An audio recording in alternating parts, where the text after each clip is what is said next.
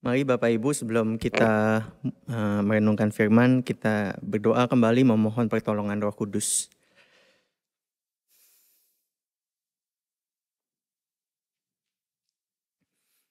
Bapa, kami siap untuk mendengar, untuk merenungkan firman, untuk dituntun terus dengan kebenaran-Mu.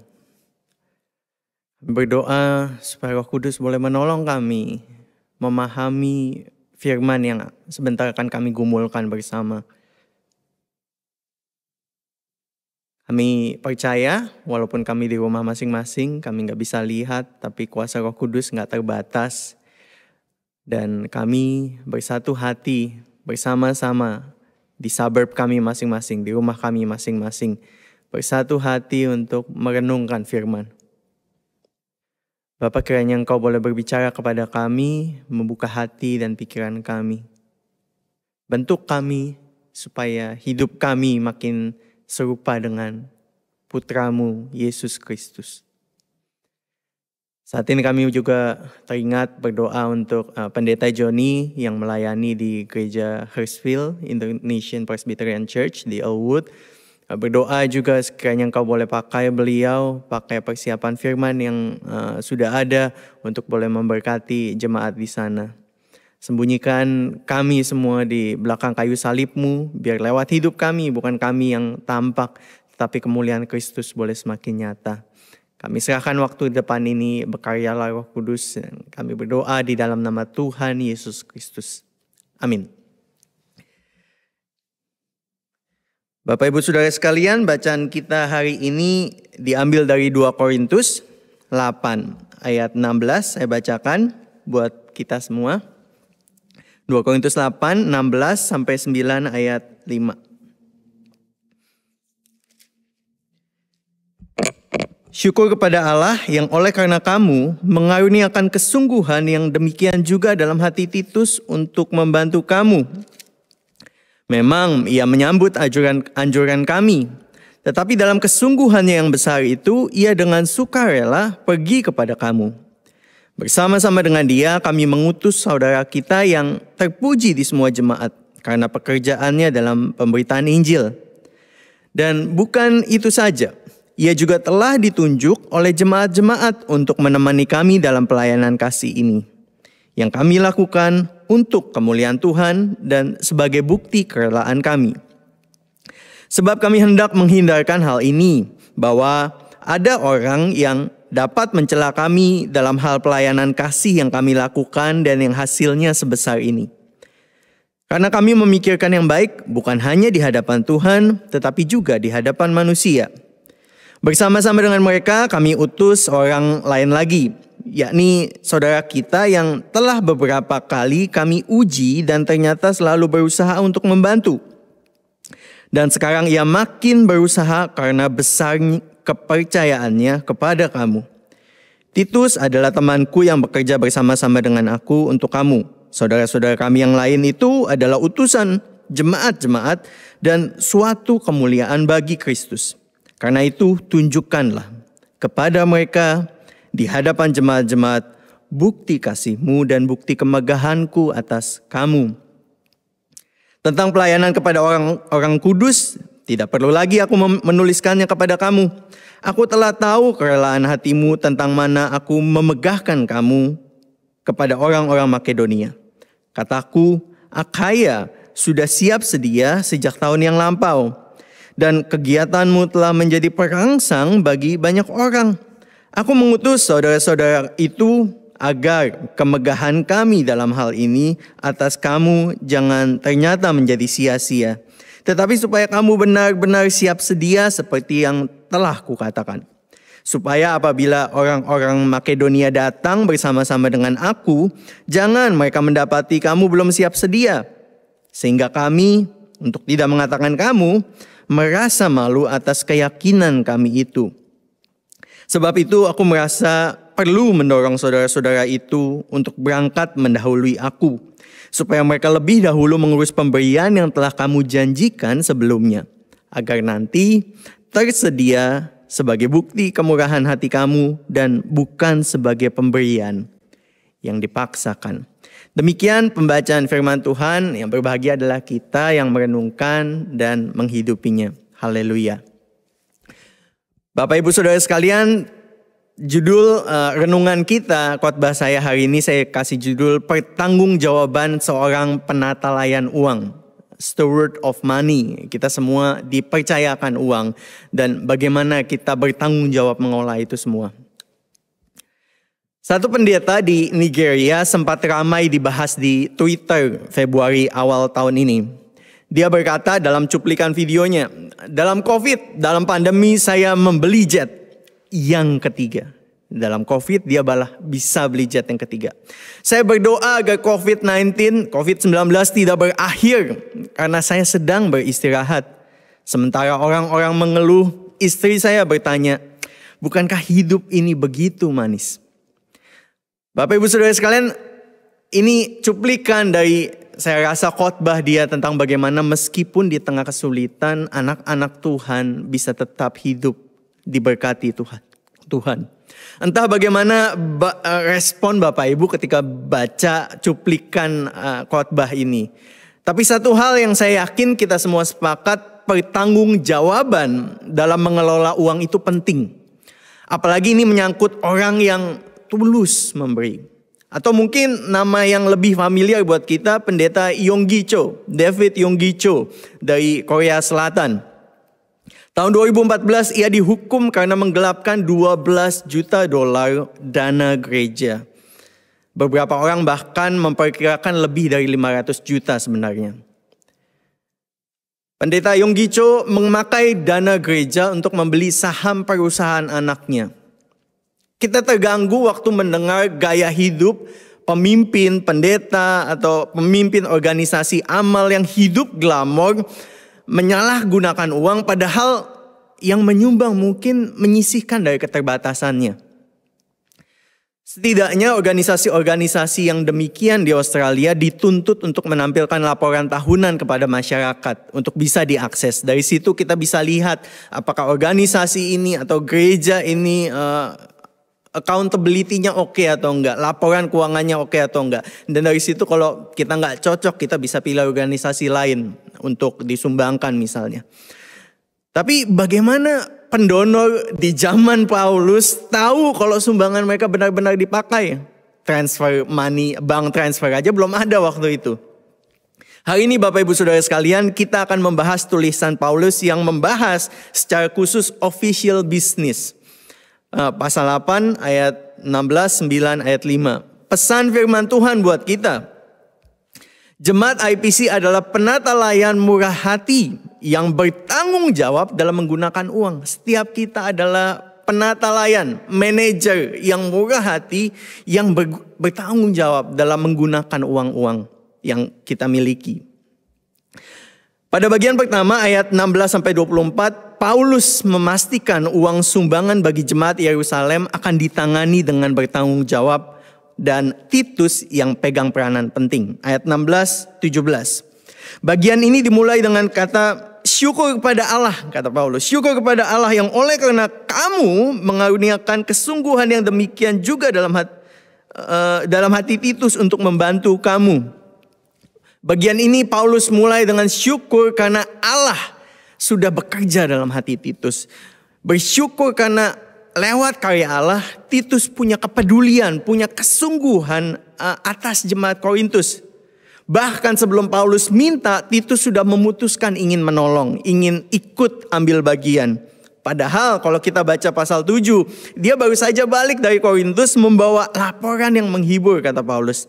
Tetapi gak perlu dibujuk lagi, dia siap untuk berangkat. Padahal ya belum ada Uber Bapak Ibu, belum ada bus malam, jalan kaki mungkin. Dan itu perjalanan yang panjang, balik lagi ke Korintus. Tapi Titus siap, Titus mau, karena Titus peduli akan jemaat Korintus. Dan Paulus bersyukur di situ. Paulus bersyukur karena Roh Kudus bekerja dalam hati Titus. Sebagaimana kalau kita ingat minggu lalu, Allah sudah memberikan kemurahan hati atas jemaat Makedonia yang miskin. Tapi memberi lebih daripada kemampuan mereka. Jadi Titus di sini adalah tukang posnya Paulus. Membawa surat 2 Korintus ini, surat yang kita baca, sekaligus diutus dengan satu tugas penting.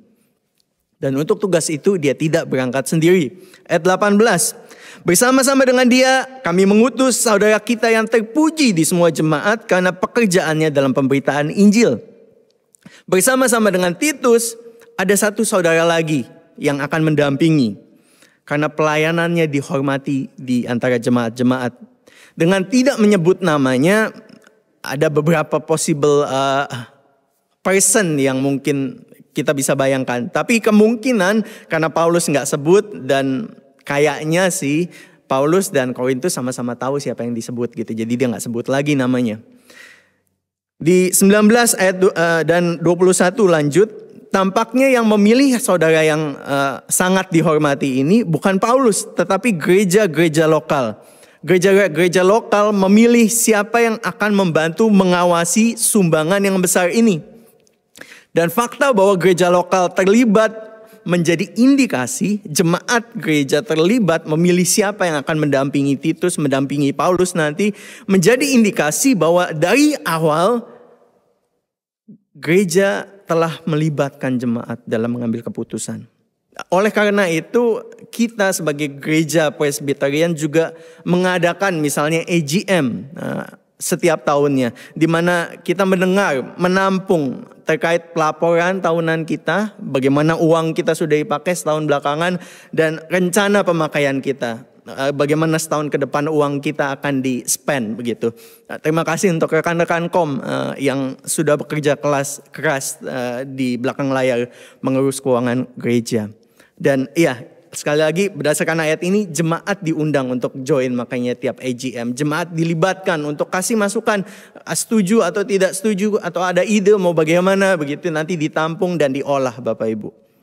Nah, di sini Bapak Ibu, kalau kita perhatikan ayat 21, Paulus dengan cermat memikirkan yang baik di hadapan Tuhan dan di hadapan manusia. Saya bacakan. Karena kami memikirkan yang baik bukan hanya di hadapan Tuhan, tetapi juga di hadapan manusia. Sebab kita tahu sebelumnya Paulus dituduh oleh beberapa orang di jemaat Korintus sebagai rasul yang manipulatif.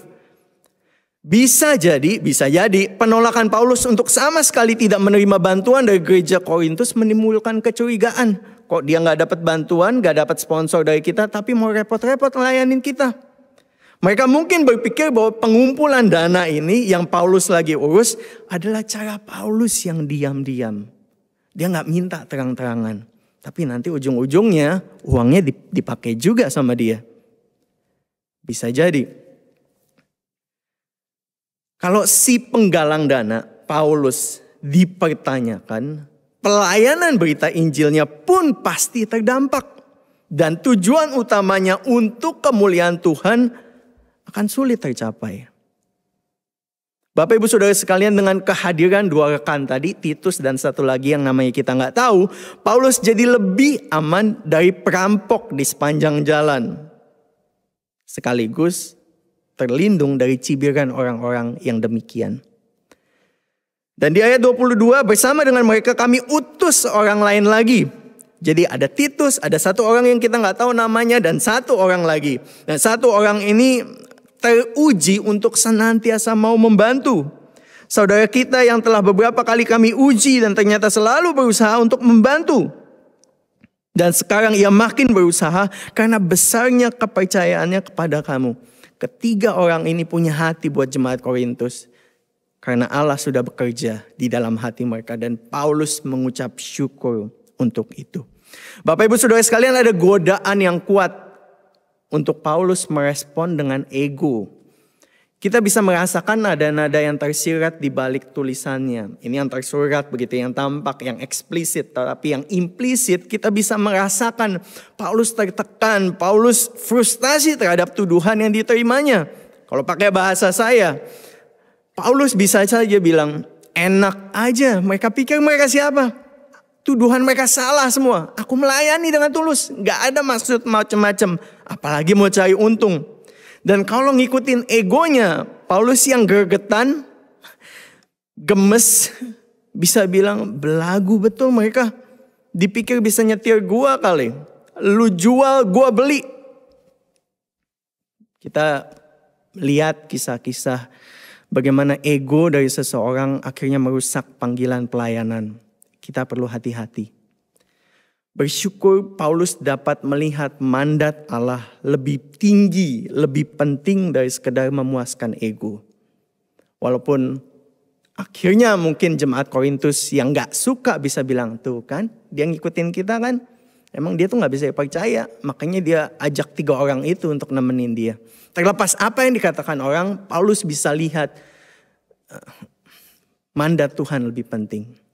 Dan dia go along with this truth.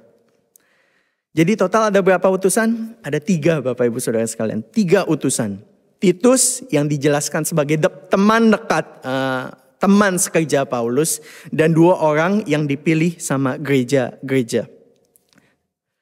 Paulus mendorong jemaat Korintus kemudian di ayat 24. Karena itu tunjukkanlah kepada mereka di hadapan jemaat-jemaat bukti kasihmu dan bukti kemegahanku atas kamu.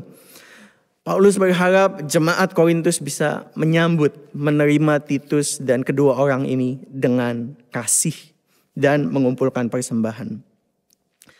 Jadi Bapak Ibu Saudara sekalian, dari bagian pertama ini, dari awal perjalanan gereja, bahkan sebelum ada istilah public accountability, integritas dalam menggunakan uang telah begitu penting. Saya pernah dengar cerita tentang uang persembahan yang ditilep siapa nggak tahu. Ketika dicek ada CCTV, ternyata yang nilep petugas yang ngitung persembahan, majelis yang ngitung persembahan, ditilep persembahannya.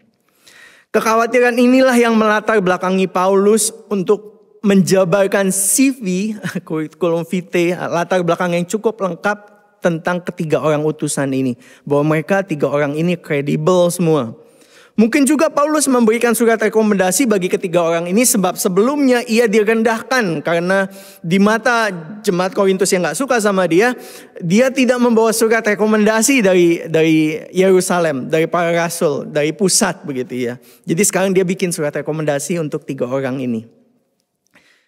Buat saya Bapak Ibu Saudara sekalian, kita bisa mulai mengevaluasi accountability kita dalam menggunakan uang lewat mengevaluasi apa arti uang buat kita.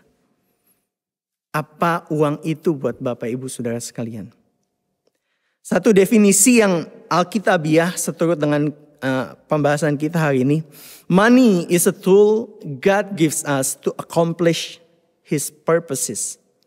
Uang itu adalah alat yang Tuhan titip supaya kita bisa pakai mencapai tujuannya. Dan ini pemahaman yang revolusioner Bapak Ibu. Pemahaman yang mengubah bagaimana kita akan menggunakan uang. Ketika kita ingat kebenaran bahwa uang kita punya Tuhan. Tuhan titip untuk mencapai tujuan dia. Bukan goal kita. Kita gak lagi lihat bahwa uangnya Tuhan hanya beberapa dolar yang kita persembahkan tiap minggu atau auto debit tiap bulan. Bukan hanya 10%, 20%, 50%, tetapi 100%. Dengan pemahaman God gives us this money to accomplish His goal, untuk mencapai tujuannya, tiba-tiba frameworknya berubah. Saya bukan Tuhan. Uang bukan Tuhan. Tuhan adalah Tuhan. Framework ini terbentuk dengan pemahaman dasar tadi. Bahwa uang adalah alat untuk mencapai tujuan Tuhan. Dia di tempatnya, saya di tempatnya. Dan uang juga ada tempatnya. Masing-masing punya posisi. Bapak Ibu Saudara sekalian, dengan demikian apakah kita sudah bertanggung jawab dengan apa yang Tuhan titipkan? Sudah accountable, responsible. Ananias dan Safira mati karena mereka enggak menyerahkan semua hasil penjualan tanahnya. Betul? Salah.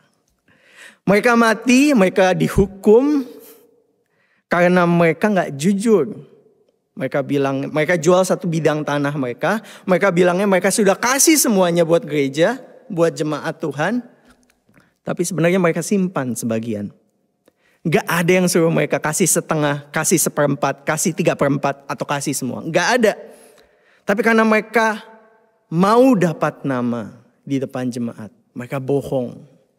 Mereka bilang semuanya sudah saya kasih. Kesannya bagus kan? Dedicated, komitmen. Bapak ibu saudara sekalian, Tuhan gak bakal tambah kaya kalau kita kasih uang ke Tuhan. Dan Tuhan gak bakal tambah miskin kalau kita pelit. Uang semuanya berasal dari Tuhan. Bapa segala terang yang gak berubah dari dulu, sekarang, dan sampai selamanya. Yakobus 1 ayat 17. Jadi yang utama adalah bagaimana agar pengelolaan dana kita dapat memuliakan Allah. Paulus menerapkan accountability dalam pengelolaan dana jemaat Korintus. Dan kita mungkin dipercayakan hal yang sama. Uang perusahaan, uang klien, uang gereja, uang belanja bulanan buat keluarga. Dan yang pasti semua yang kita miliki Tuhan percayakan kepada kita. Apakah ketimbang jadi batu sandungan kita sudah memakainya sehingga tujuan Allah dapat terwujud?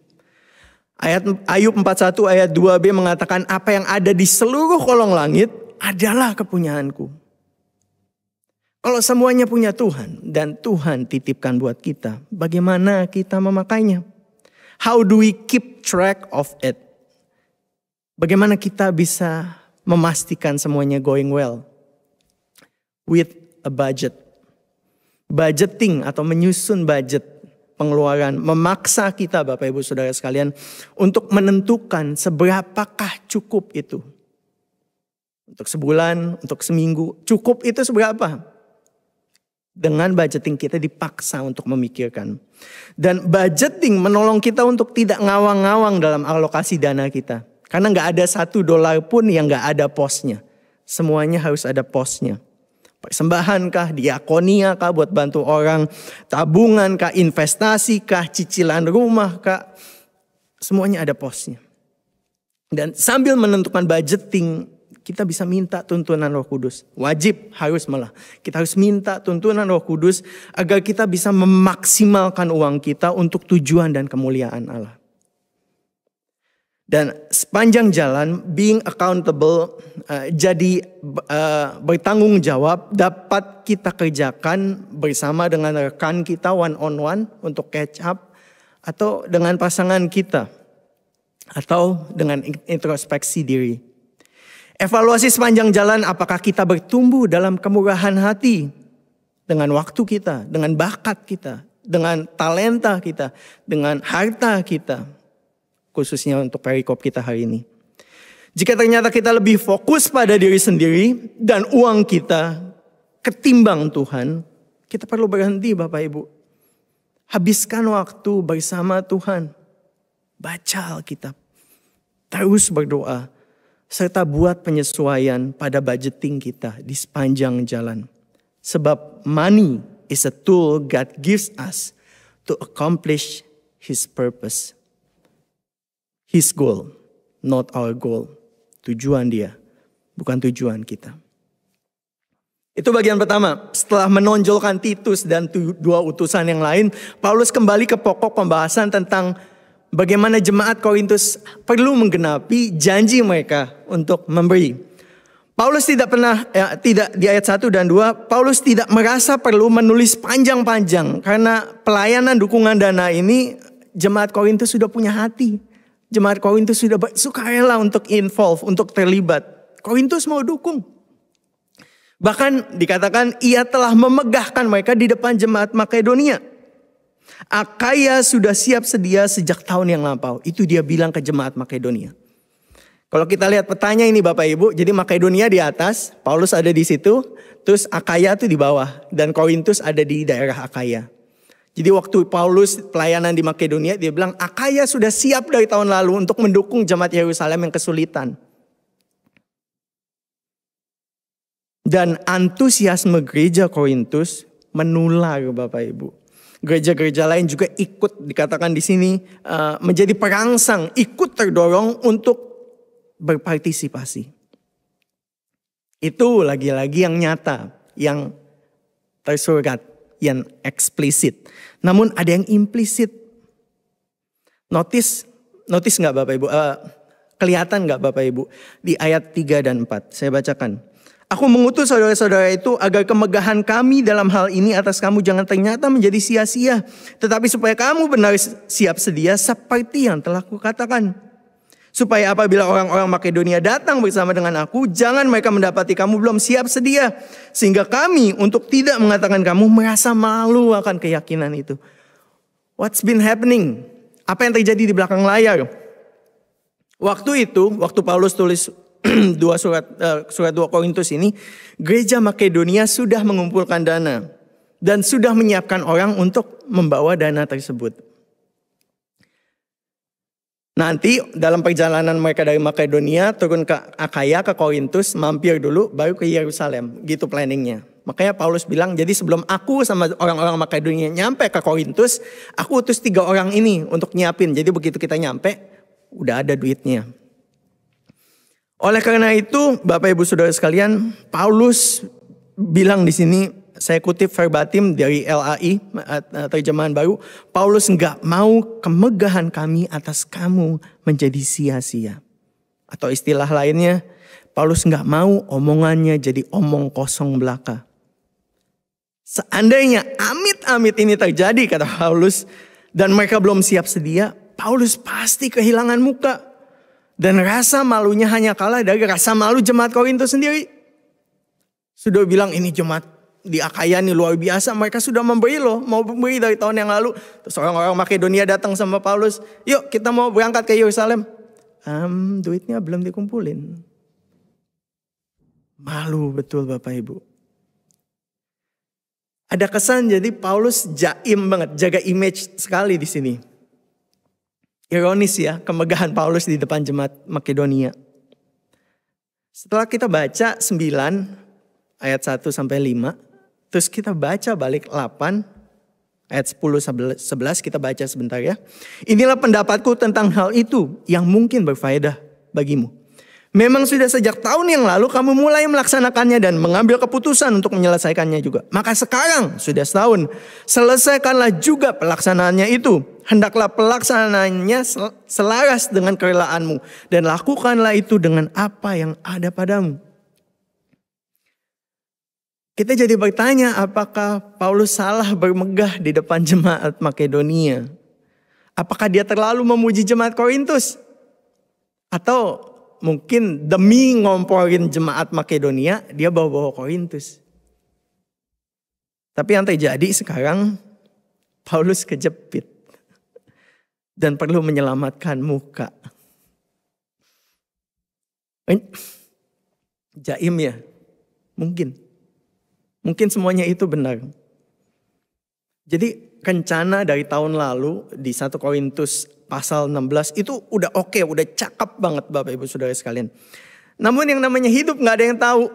Tahu-tahu di sepanjang jalan muncul meletus ketegangan antara Paulus dan jemaat Korintus. Dan dampak negatifnya terasa sekarang. Ada kemungkinan ketika Paulus tiba bersama perwakilan Makedonia, beberapa orang Korintus yang menolak Paulus menciptakan ketidakpuasan di dalam gereja. Sehingga koleksi mereka, pengumpulan dana mereka jauh dari selesai. Padahal Paulus telah memegahkan mereka. Bapak Ibu Saudara sekalian, dalam budaya di mana kehormatan atau rasa malu memainkan peranan yang besar, mirip sama budaya kita di Indonesia. Kita tahu kayak apa jadinya dampak yang akan ditanggung kalau itu terjadi. Mau taruh di mana muka Paulus? Sudah cukuplah beberapa orang di Korintus memandangnya demikian. Jangan lagi orang Makedonia ikut-ikut. Paulus cuman pintar ngomong, besar ngomong doang, besar mulut doang.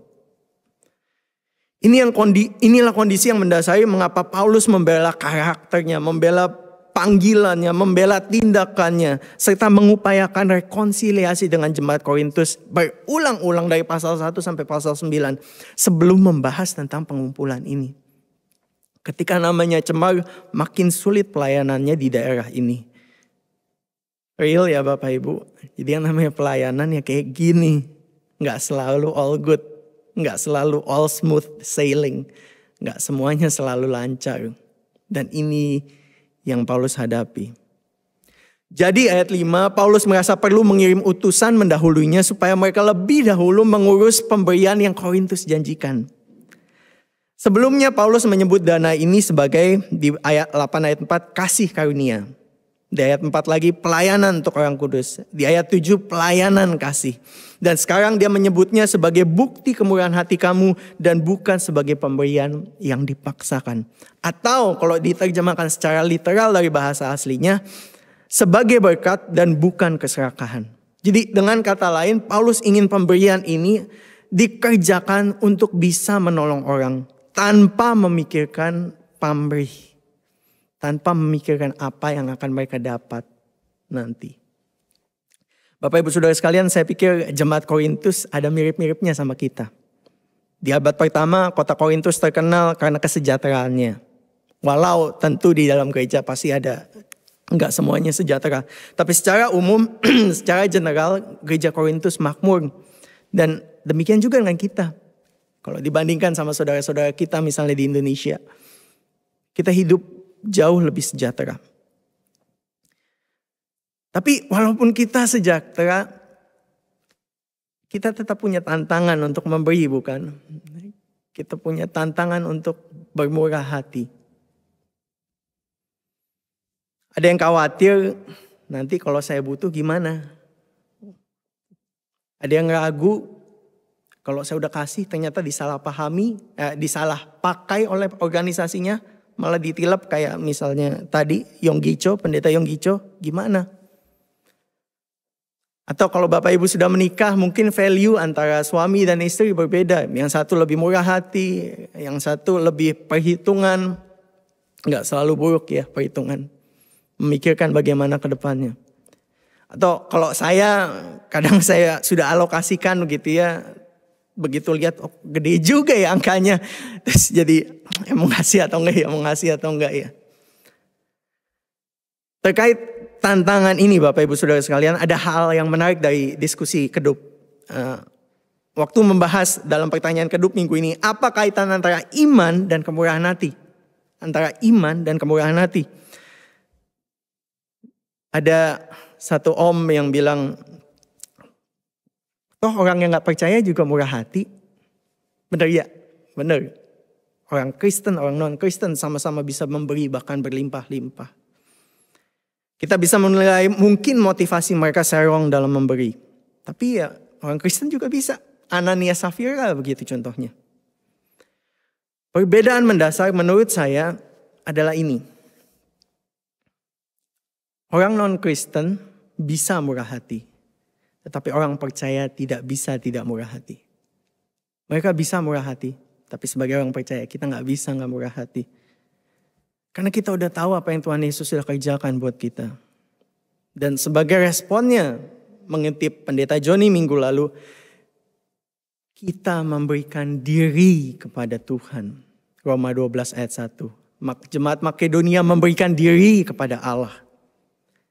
Itu respon kita. Dan bagi orang yang sudah memberi diri kepada Allah, anugerahnya akan menggeser fokus kita dari diri kita sendiri.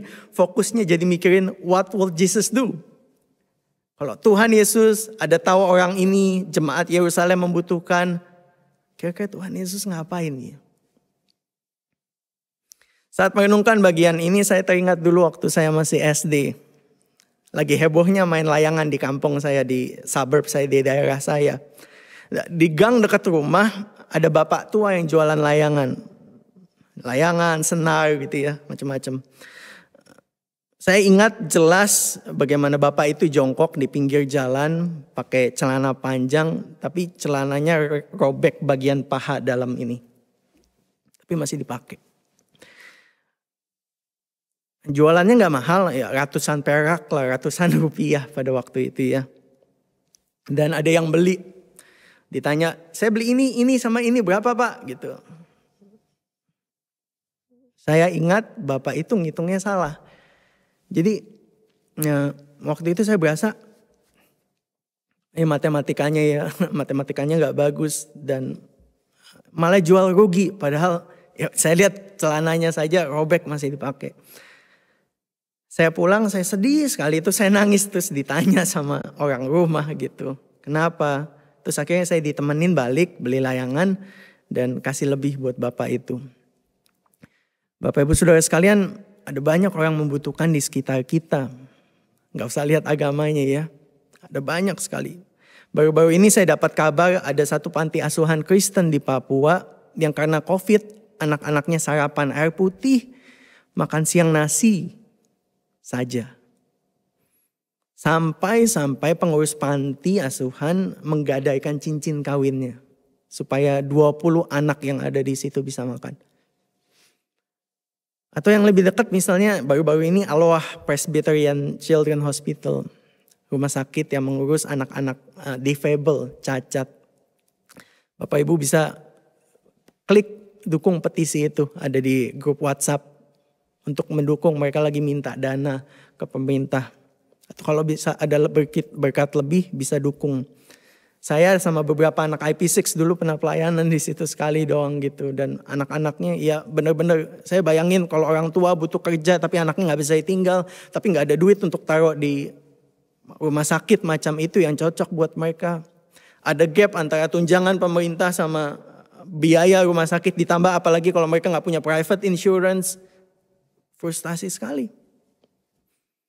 Bapak Ibu Saudara sekalian, Alkitab menegaskan bahwa apa yang kita rasakan mengenai uang bisa membangun kita dan menghancurkan kita. 1 Korintus 6, 8, 9. Asal ada makanan dan pakaian cukuplah. Tetapi mereka yang ingin kaya terjatuh ke dalam pencobaan, ke dalam jerat, ke dalam berbagai-bagai nafsu yang hampa, yang mencelakakan, yang menenggelamkan manusia ke dalam keruntuhan dan kebinasaan. Paulus bilang di bagian sebelumnya, aku ngomong gini bukan supaya kamu gak bisa makan, jadi jemaat Yerusalem bisa makan pizza gitu ya.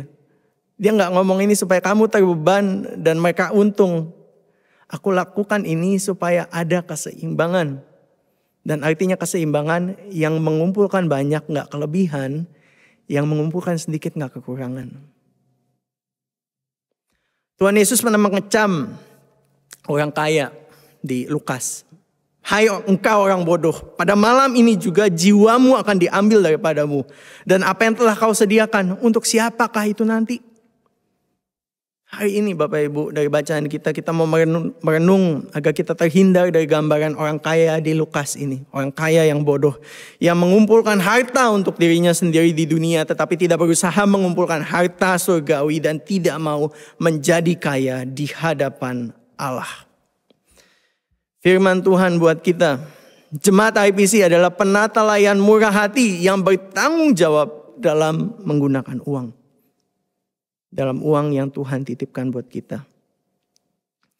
Semoga kita bisa menggunakan uang kita dengan cara yang mendatangkan keuntungan terbesar dan berdampak kekal. Ayat terakhir 1 Timotius 6, 18-19. Peringatkanlah agar mereka itu berbuat baik, menjadi kaya dalam kebajikan, dalam perbuatan baik. Suka memberi, membagi, dan dengan demikian mengumpulkan suatu harta sebagai dasar yang baik bagi dirinya di waktu yang akan datang untuk mencapai hidup yang sebenarnya. Selamat bermurah hati Bapak Ibu Saudara sekalian. Tuhan Yesus memberkati. Mari kita berdoa.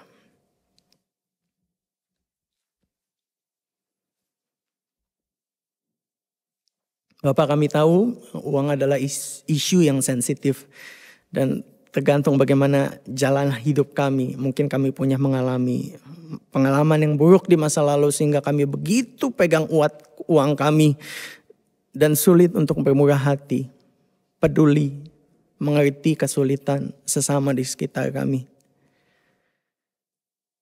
Terima kasih karena Engkau mengingatkan kami lewat bacaan hari ini. Bagaimana Paulus berjuang untuk being accountable, bertanggung jawab. Dan bagaimana Paulus mendorong supaya jemaat Korintus yang sudah makmur dibandingkan Yerusalem bisa berbagi apa yang mereka punya dari kelebihan mereka untuk mencukupi kekurangan jemaat Yerusalem. Bantu kami juga bisa melihat dengan cara yang sama bahwa uang yang kami punya adalah titipan Tuhan dan untuk goalnya Tuhan. Kami bersyukur kalau kami bisa makan, kami punya rumah bagus, kami punya mobil oke. Kami bersyukur kalau investasi kami oke. Tapi bantu kami Bapak supaya kami gak berhenti di situ, gak berhenti di diri kami. Tapi kami boleh terus mewujudkan kemuliaan Allah lewat kami menyalurkan, mengalokasikan berkat Tuhan. Berbagi berkat kepada sesama. Khususnya mungkin di masa-masa ini Tuhan taruh 1-2 orang, 1-2 organisasi, 1-2 hal di hati kami. Biarlah kami enggak cuman sekedar punya ide memberi itu baik. Tapi kami mau melakukan, mau tindak lanjut. Ada aksi nyata. Dan dimulai dengan budgeting yang thoughtful, yang sungguh-sungguh cermat memikirkan bagaimana uang kami bisa dipakai dengan maksimal untuk kemuliaan Tuhan. Terima kasih Bapak untuk firman-Mu hari ini. Pimpin kami terus. Berkati kami. Pakai kami. Penuhkan kami dengan sukacita Tuhan. Sehingga sukacita itu meluap dan bisa dirasakan orang-orang di sekitar kami. Dalam nama Tuhan Yesus kami berdoa. Amin.